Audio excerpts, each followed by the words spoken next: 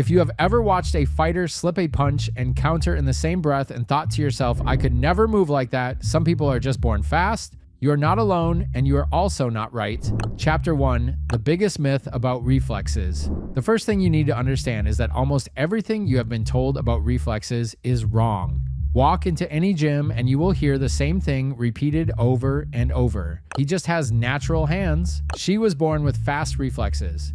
People treat reaction speed like it is a genetic lottery, something you either won at birth or you did not. And that belief is exactly what keeps beginners slow, because it convinces them the work is not worth doing.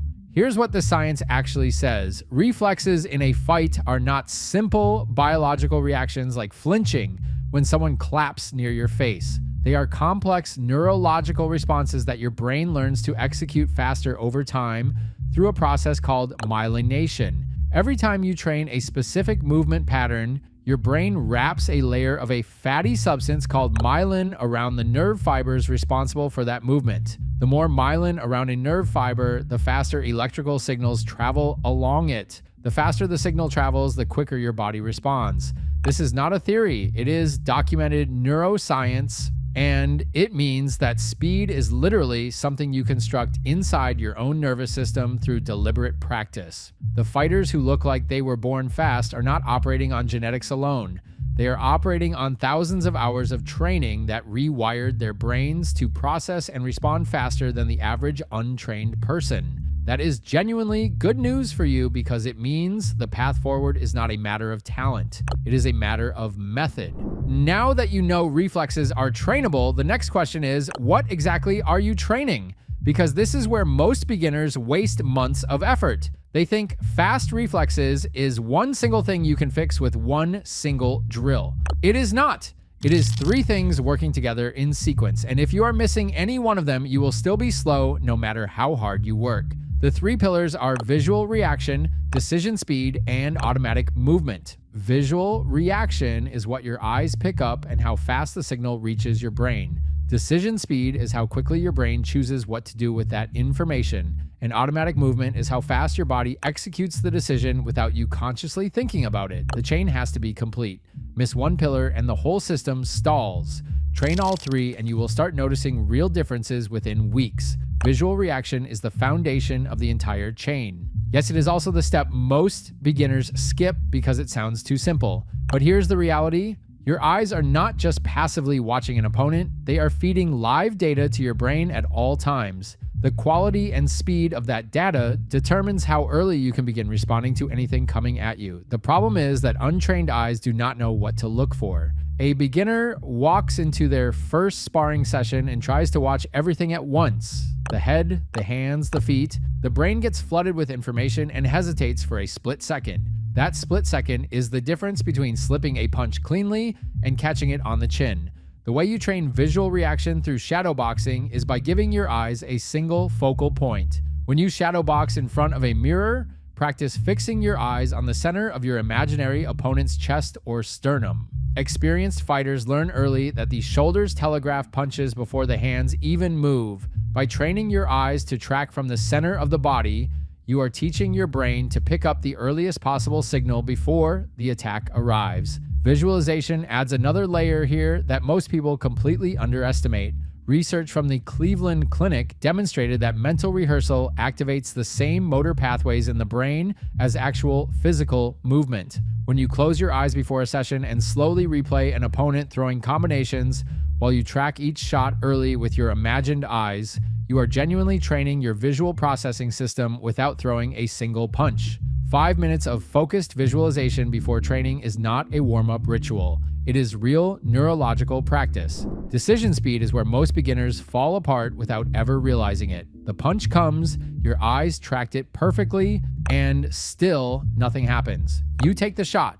That is not a reflex failure. That is a decision failure. In the middle of a real exchange, your brain is doing something called choice reaction processing. It is not just reacting to a single stimulus, it is sorting through multiple options at the same time. Slip left, slip right, step back, parry, counter. The more options your brain has to evaluate in that moment, the slower your response will be. This principle is documented in cognitive science as Hicks' law, which states that reaction time increases in proportion to the number of available choices. The practical translation is straightforward. Fewer options in the moment mean faster responses. This is exactly why experienced fighters do not appear to be thinking during exchanges. They are not. They have preloaded a small set of automatic responses for specific incoming attacks, so the brain is not making a new decision each time. It is retrieving a memorized answer. The way you build this in shadowboxing is through what coaches call scenario rounds.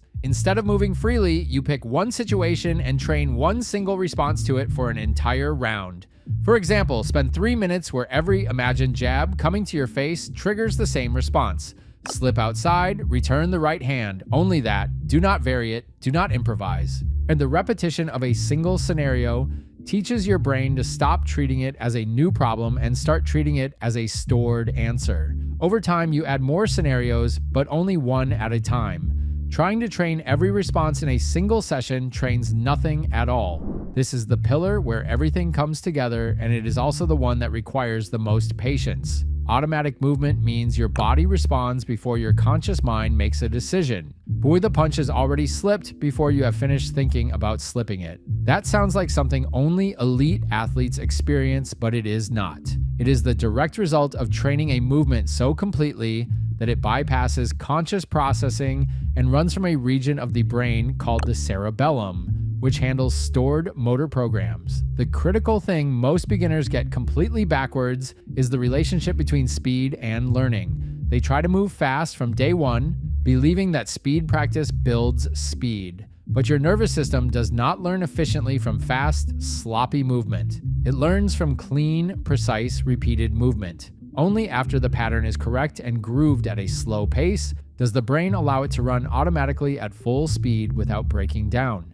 In shadowboxing, this means your first round of every session runs at half speed with full intention. Every footwork step, every head movement, every counter is executed deliberately and correctly. The second round moves to about 70%. The third round opens up completely. The automatic responses you are building at slow speed will begin appearing on their own at full speed because your cerebellum has already stored the movement pattern. Visualization completes the loop again here. In the minutes before you sleep, run through your movements in slow motion with your eyes closed. Picture every detail with as much clarity as you can manage. The position of your feet, the rotation of your hips, the placement of your hands as you slip and counter. The brain does not make a sharp distinction between a vividly imagined movement and a physically executed one when it comes to building motor memory. Every visualization session is a set of neurological reps you are getting for free.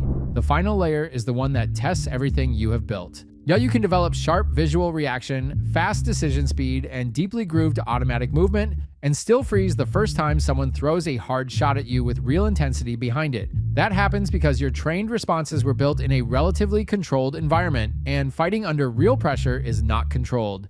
The way you stress test your training is by introducing fatigue into your shadow boxing sessions. After a hard round on the bag or a series of sprints, immediately go into a shadow boxing round using your scenario drills. Your brain will be dealing with physical stress, your body will want to drop technique, and your automatic responses will feel slightly harder to access. That discomfort is not a sign you are failing, it is the exact training signal your nervous system needs. You are teaching it to execute under conditions that mirror real pressure. The fighters who appear calm and composed during exchanges are not relaxed by nature. Their nervous systems have been conditioned to function under stress enough times that the pressure no longer overrides their technique. That calmness is not a personality trait. It is a training adaptation, and it is built one intentional pressure round at a time. There is a line that gets repeated consistently in military training and sports psychology, and it applies to this more directly than almost any other context. You do not rise to the occasion. To it you fall to your level of training. Read that again slowly. In the middle of a real exchange, you are not going to suddenly access technique you have not built. You're going to fall back on whatever your nervous system has memorized, nothing beyond that and nothing less. What this means is that the real fight is not the one in the ring or the gym. The real fight is in the shadow boxing round you push through when you are tired. And it is in the visualization session you do before bed instead of scrolling your phone. It is in the slow speed rep you resist the urge to rush. The exchange with a real opponent is just a test of how well you did in those private moments. When beginners genuinely internalize this, everything about their approach to training changes. Technique rounds that felt boring suddenly feel urgent. Visualization sessions that felt optional suddenly feel like practice. The fighters in those highlights you have been watching did not get there by training harder with the wrong method. They got there by understanding what they were actually building and building it with intention. They were not born fast. Their coaches would tell you the same thing. They trained specific responses so deeply and so many times that what looks like instinct is actually memorized skill. And memorized skill is available to every single person willing to put in the work. Hit like button and subscribe.